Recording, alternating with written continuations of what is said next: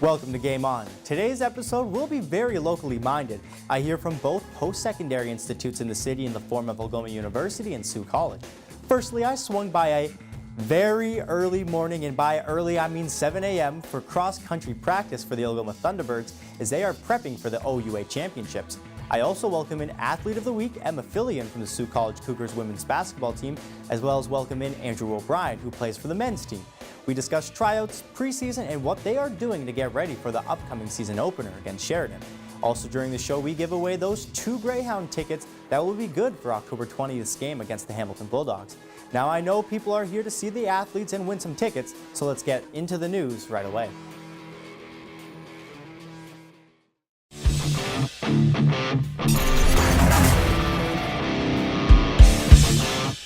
After dropping a 3-2 overtime decision to the North Bay Battalion on Sunday afternoon, the Sioux Greyhounds were looking to get back on the winning track on Wednesday night as they took on the Saginaw Spirit at the GFL Memorial Gardens. The Hounds moved into sole possession of first place in the West Division on Wednesday as they doubled up the Spirit by a score of 6-3. The Greyhounds had 6 different goal scorers in the likes of Roth, Howdeshell, McKay, Hollowell, Hayden, and Frost. Hounds goaltender Matthew Villalta made 33 saves for the victory. The Hounds will now get set to face the Kingston Frontenacs in their second and final meeting of the season this Friday, once again at the GFL Memorial Gardens. Sticking with the Hounds, with the CIBC Canada-Russia Series getting set to begin in just over 3 weeks, it was announced today that 3 members of the Sioux Greyhounds will be competing in this year's event. Forwards Morgan Frost and Barrett Hayton and goaltender Matthew Villalta are all the 3 members of the Sioux Greyhounds that will suit up for the Team OHL. Team OHL will play against the Russian national junior team in Sarnia on Thursday, November 8th and in Oshawa on Monday, November 12th. Frost and Hayton will participate in both games, while Villalta will only suit up for the game in Oshawa. Ritchie is getting richer. It was announced on Wednesday that former Sioux Greyhounds forward Nick Ritchie has signed a 3-year contract with the NHL's Anaheim Ducks. The deal is worth $4.6 million, carrying a $1.53 million average over every year. The Orangeville, Ontario native sat out the entire preseason and the first 7 games of this season while holding out for a better deal as a restricted free agent. Ritchie, who came over to the Hounds in a trade with the Peterborough Petes back on January 7, 2015, scored 15 goals and 15 assists in 23 regular season games with the Hounds. He also led the Hounds in scoring during the 2015 postseason with 13 goals and 26 points in 14 games. Not a bad start for a player who has all eyes glued on him at all times.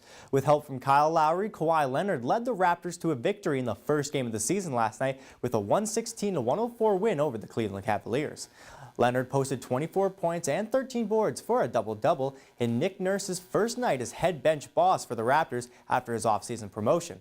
Although the MVP chants were for Kawhi, Lowry still managed to post 27 points himself in a very impressive outing for the 7-year veteran. And just for comparison's sake, DeMar DeRozan led the Spurs to a victory as well, but he posted 4 more points than Leonard on the night with 28. The Raptors host the Boston Celtics on Friday, then fly to Washington to face the Wizards, last season's first-round postseason opponent, on Saturday.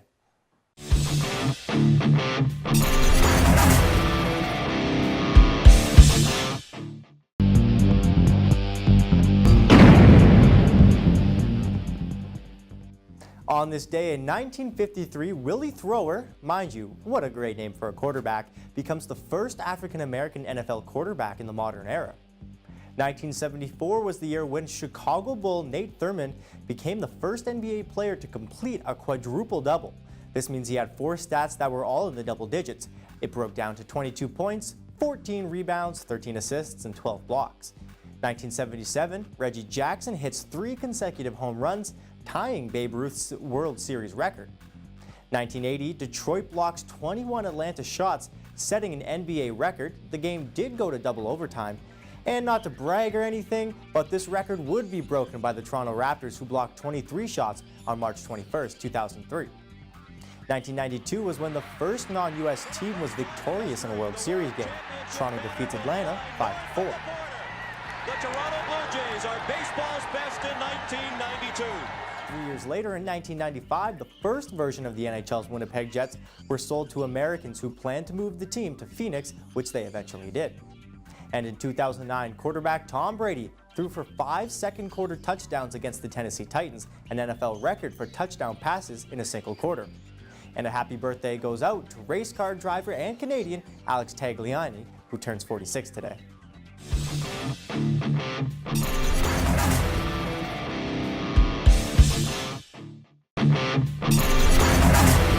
This last Wednesday, the cross-country team at Algoma University held one of their regular practices, and they invited me to come in and see what it was all about.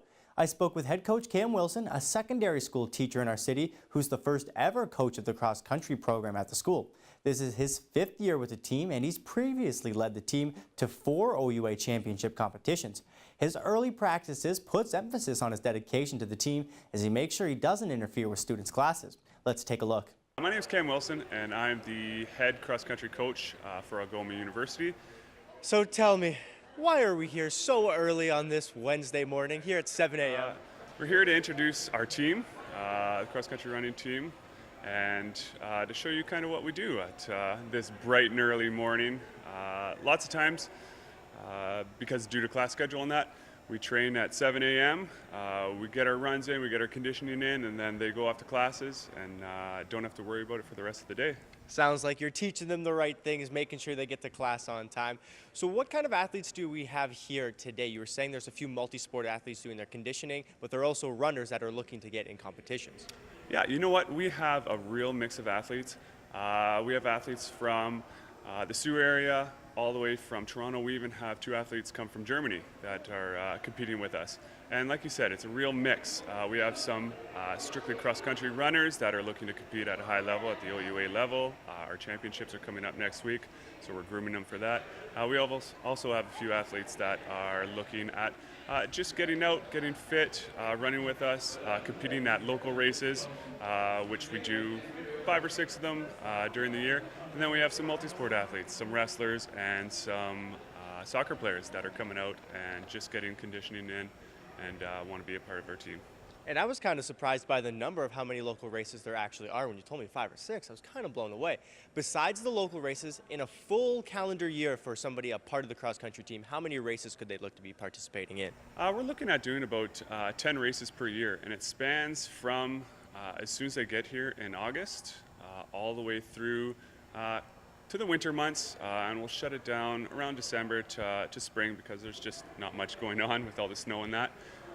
And then start back up in spring, and we'll do some local races there. There's not an official OUA schedule for the spring, just the fall season, but we like to stay active. We like to be training towards something, so we always pick a couple races in the spring before students leave for summer break that we can focus on. A lot of our runners also are, like I said, multi-sport athletes, so I encourage them to join another team at the university. We have a few skiers on our team that enjoy the winter season too and transition over to cross-country skiing here. And with the championships coming up soon, as you alluded to in that previous question, what are we doing to prepare, and what can they actually expect out of the race? How many competitors, how long is it, and where is it? Championships this year are in London. We're running at the University of Western. We have 6 athletes going down, so that's our competitive crew, which is a big number for us. We usually take 4 or 5 over the past few years, so our numbers are creeping up, which is great. Over the season, we prepare for the 8K distance. So now the guys and girls both run 8 kilometers, which is nice. The girls kind of have to work up to that from high school. The guys are right about that distance at the high school level, so there's not much change coming in. The past couple of weeks, we've really been focusing on kind of sharpening that sword, doing a few quick workouts, and then really getting our longer runs, and now we're starting to look forward to kind of resting and rebuilding going into that championship. And besides just getting that cardio up, getting some strong legs, what else can a student athlete learn from participating in cross country? Well, a lot of student athletes learn, especially in their first year, is a lot of time management. So coming in with us, we have the luxury of training at all sorts of different times. You're here at our 7 a.m. practice, which is pretty standard for our team because of our spread out schedule. So it's nice. They learn kind of the concept of that, as well as I'm teaching them all sorts of different skills from conditioning, strength training, how to manage their runs, injury prevention, as well as I do a lot with nutrition and recovery and mobility with the athletes. So they're learning those skills that they can take forward as well. And has there been anybody that's impressed you from the first day of practice to now that's really taken you back a bit and said, wow, they've made really good strides to improve, or maybe somebody that you think's going to do a great job at the championships? You know what? My whole team has made great strides this year. Coming in from late August, I've seen athletes that have really set some personal bests throughout the year. We have a few senior runners that have kept plugging away at it over the 4 or 5 years they've been with us, and they're really starting to see some of that pay off in their race times.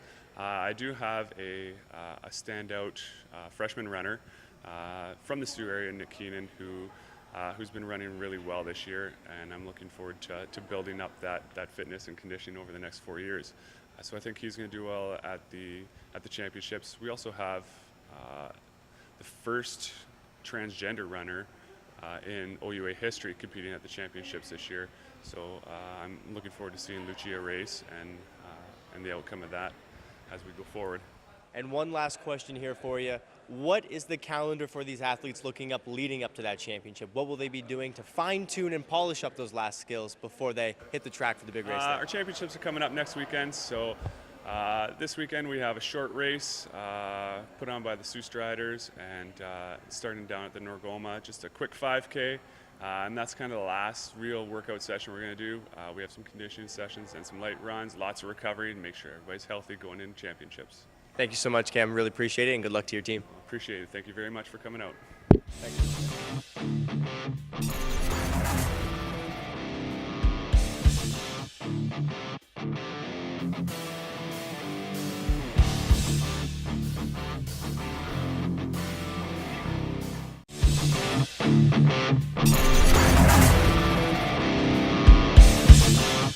Welcome back to Game On, where if you've been following throughout the week or have been checking out Sault Online's Facebook page, you know we've been getting ready to give away these 2 tickets to the Greyhounds date against the Hamilton Bulldogs come this Saturday at 7:07 p.m.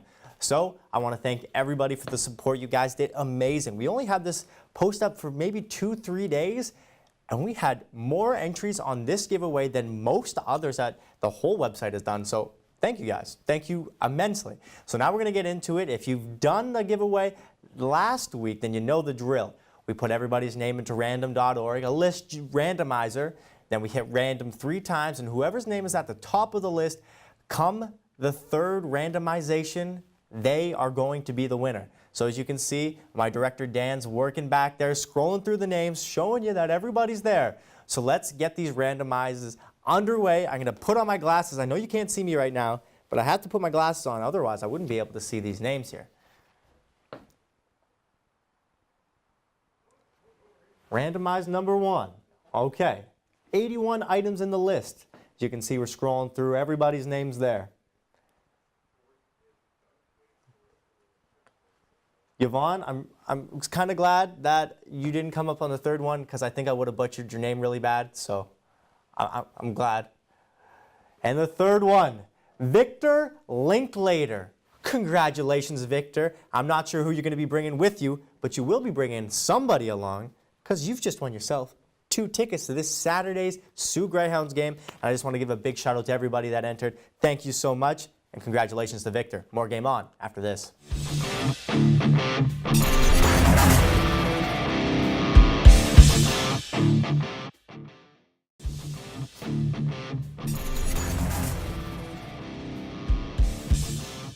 Welcome back to Game On, where I've got a couple of Sioux College Cougars joining me in the studio today.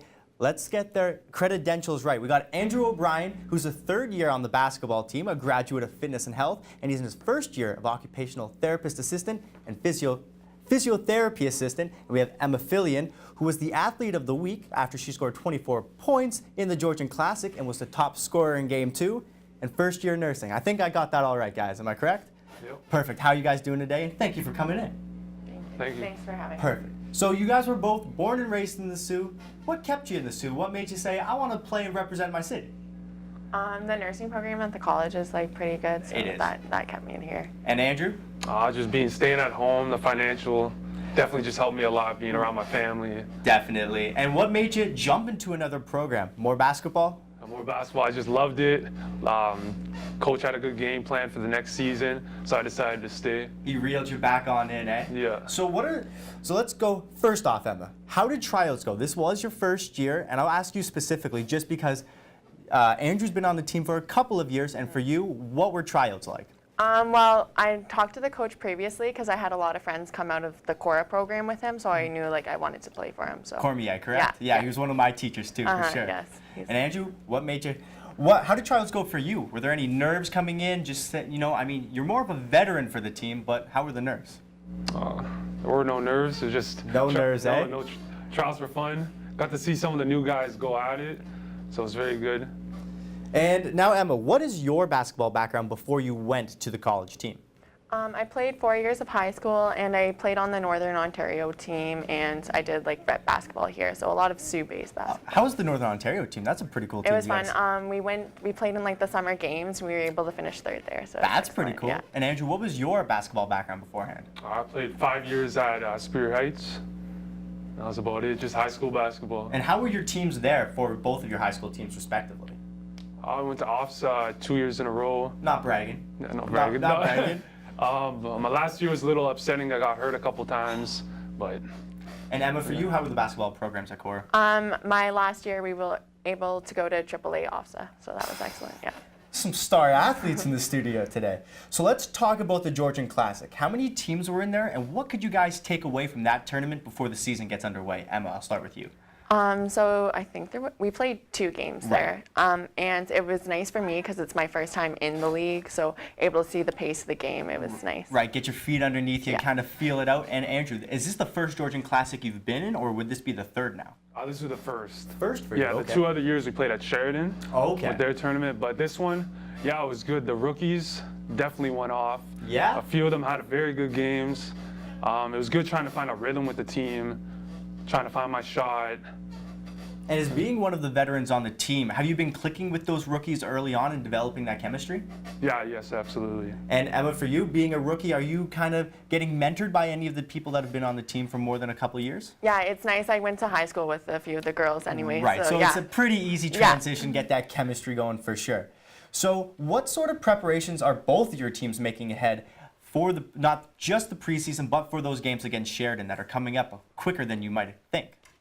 We've had some injuries on the team, so we're just like really working around that now and just getting ready for the games. And how would the injuries go if you need to replace somebody? I mean, it's not like there's a call-up team for the college. Is it just kind of work with what you got? Yeah, it's really just getting the rest of us in shape so we can put up those big minutes. Absolutely. Now, Andrew, how's your team been prepping for those games? Like I said, Sheridan's coming up nice and quick. What have you guys been doing to fine polish those skills before that game? The intensity in practice has gone up 120%.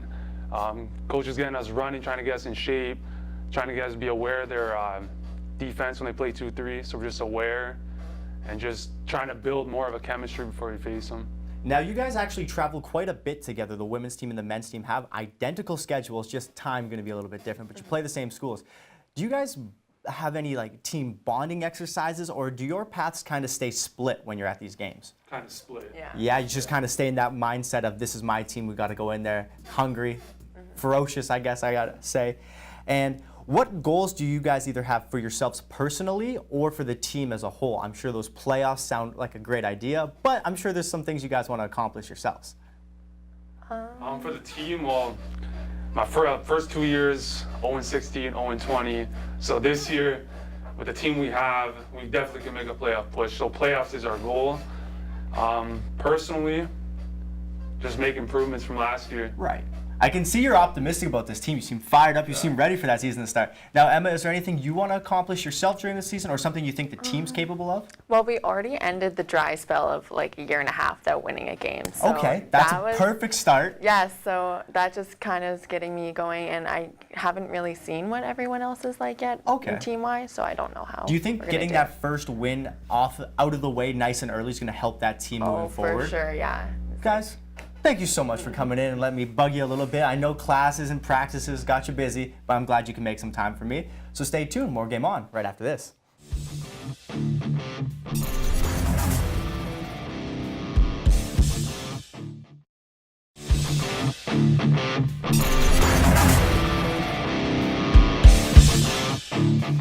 There you have it. Tickets given away again and showcasing our local talent from right here in the Sault.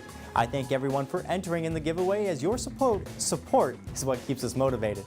Tomorrow's episode will include a pair of stars, to say the least. I was lucky enough to get to chat with both Tessa Virtue and Scott Moyer, as they are only a few nights away from tearing the house down at the GFL Memorial Gardens as a part of the Thank You Canada tour. So make sure you come back for a pair of the biggest stars to be a part of Game On to date.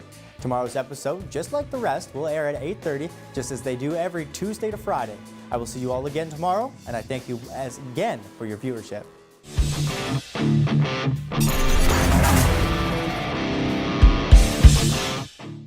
And that's it. You found yourself at the end of another Game On video, but there's more. If you're looking for more Game On content from Matt and myself, you'll be able to find exactly that right here.